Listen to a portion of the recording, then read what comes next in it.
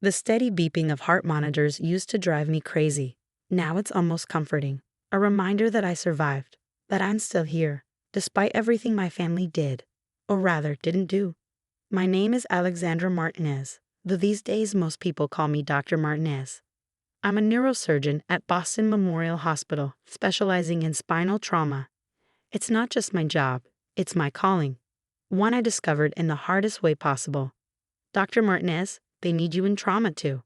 I glanced up from my paperwork to see Lisa, one of our most experienced nurses, in my doorway. Her expression told me everything I needed to know. Spinal injury, probably severe. What do we have? I asked, already moving. 23-year-old female, car accident, presenting with potential C4-C5 fracture. Parents are in the waiting room. Parents in the waiting room. That detail shouldn't have made my stomach clench, but it did. Memories of my own parents in a different waiting room, 5 years ago, came flooding back. 5 years earlier. What do you mean you can't pay for it? My mother's voice echoed through the hospital room. You have insurance. I tried to explain again, my voice weak from the breathing tube they'd just removed. The insurance company denied the claim. They're saying the rock climbing accident was high-risk activity, not covered under my basic plan. Well, that's your own fault. Dad burst out. Who goes rock climbing anyway? What were you thinking? What was I thinking? I was thinking that at 28, with a newly minted medical degree and the start of my neurosurgery residency ahead of me, I deserved one last adventure before 6 years of grueling training. I was thinking that I checked all my equipment, followed all safety protocols. I couldn't have known about the faulty anchor bolt that would send me plummeting 30 feet onto the unforgiving granite below. The surgery cost $287,000, I said quietly. Without it, I might never walk again. Never perform surgery. Everything I've worked for. That's more than our house is worth. Mom threw up her hands. We can't help you. We'd already spent everything putting you through medical school. I paid for medical school myself, I reminded her. With scholarships and loans. Loans I'm still paying off. But they weren't listening. They never did when it contradicted their version of reality. The one where they'd sacrificed everything for their children. Where any success we had was because of them, any failure our own fault. What about Michael? I asked, referring to my older brother. He just got that big bonus. Don't you dare ask your brother for money, Mom snapped. He has 3 kids to think about, a mortgage, private school tuition.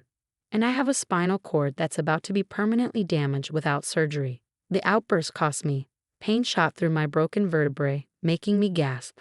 The monitors started beeping faster.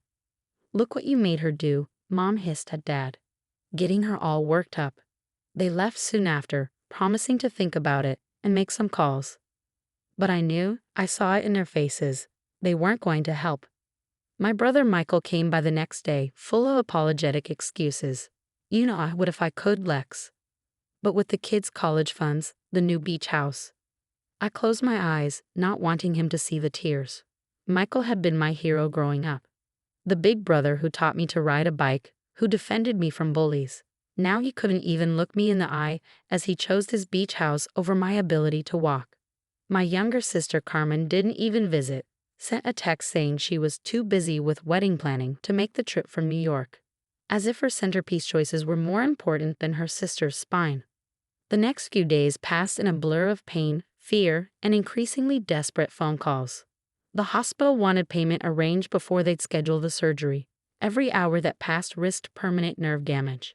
Then Dr. Catherine Chen walked into my room. She was head of neurosurgery, a legend in the field. I'd been accepted into her residency program, supposed to start in 2 months. Now that dream seemed as broken as my spine. I've reviewed your case, Dr. Martinez, she said, pulling up a chair. Her presence filled the room, commanding yet compassionate. Excellent academic record. Outstanding USNLE scores. Multiple publications as a medical student. And now this. I'm sorry, I whispered. I know I'll have to withdraw from the program. Why would you do that? I blinked at her. The surgery. I can't afford it. Without it, I can't. The surgery will happen tomorrow morning, she cut me off. I'll be performing it myself. But? The hospital has a special fund for medical professionals, she explained. combined with a payment plan you can manage on a resident's salary, will make it work. She leaned forward. I don't give up on talented surgeons, Dr. Martinez, and neither should you. I started crying then, really crying, for the first time since the accident. Not from pain or fear, but from the simple fact that this woman who barely knew me was willing to help when my own family wouldn't. The surgery was successful. Dr. Chen's skill, combined with my youth and determination, meant I was back on my feet within months. My residency was delayed by a year, but I made it through. Every grueling 30-hour shift, every complex procedure, every small victory and devastating loss. It all made me the surgeon I am today. I paid back every cent of that surgery and then some. Set up my own fund for medical professionals in crisis. Became known for taking on charity cases, especially spinal trauma patients who reminded me of myself. My family, they got exactly what they wanted, distance from my problems.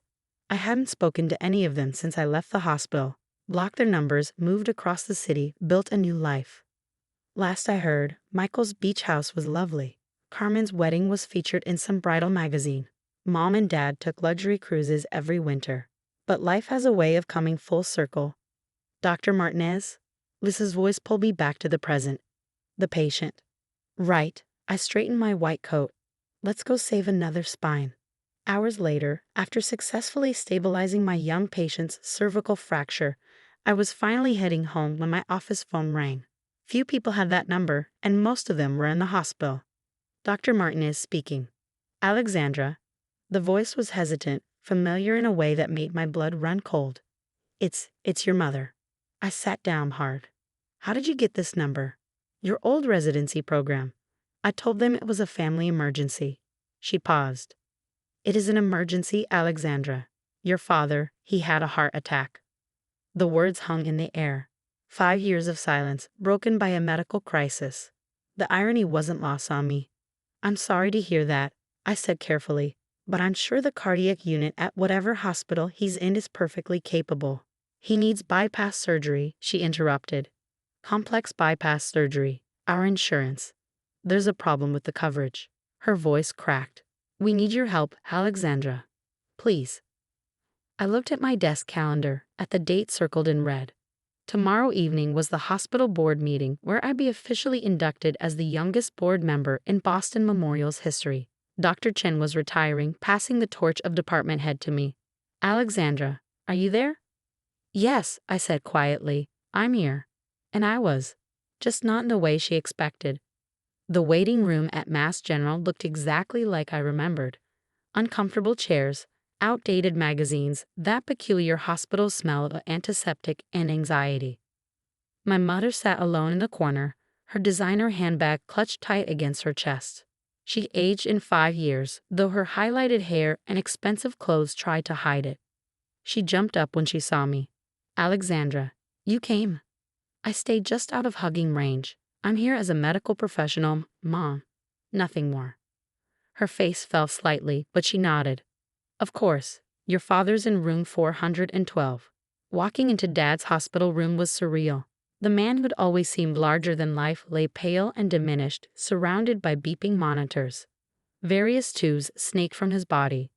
IV lines, oxygen, cardiac monitoring leads. His eyes widened when he saw me. Lexi? Nobody had called me that in 5 years. I pulled out my phone, opened my medical notes app. I'll need to review your case, Mr. Martinez. When did the symptoms start? The formal tone made him flinch. Good. 3 days ago, he said quietly. Chest pain, shortness of breath. I thought it was just stress. The stress of what? I kept my voice clinical. Managing your rental properties, planning your next cruise. Alexandra, Mom interrupted. Please, the doctors say he needs triple bypass surgery. The insurance company is giving us problems because your father, she hesitated. Because I skipped some premium payments, Dad admitted. Business has been slow, and with the economy. How much is the surgery? $315,000. Mom whispered.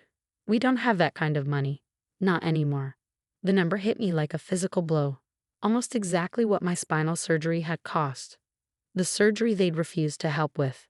I see. I made some notes on my phone. And what are your assets? The beach house Michael's always posting photos from. We had to sell it last year, Dad said. The rental market crashed during COVID. We've been living off our savings, but the cruises, Mom's designer wardrobe, appearances, Mom admitted. We had to keep up appearances for the business. I looked at their faces, really looked at them.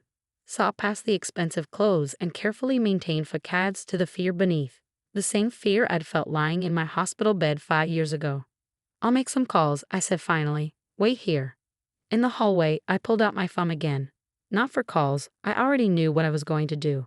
Instead, I looked at photos from 5 years ago. Me in my hospital bed, brave smile hiding my terror. Dr. Chen standing beside me at my residency graduation, both of us beaming. The first spinal surgery I performed independently. I'd made it without them, become someone I was proud to be. The question was, what kind of person did I want to be now? 20 minutes later, I returned to the room. My parents looked up hopefully. I've arranged for your father's transfer to Boston Memorial, I announced. The surgery will be performed by Dr. William Hayes, one of our top cardiothoracic surgeons. But how can we afford? Mom started. There's a program. I cut her off. For patients experiencing financial hardship, combined with a reasonable payment plan, it should cover everything. Dad's eyes filled with tears. Alexandra, thank you. We don't deserve. You're right, you don't. My voice was steel.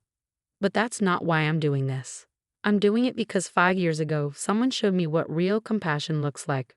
What it means to help people not because they deserve it, but because you can.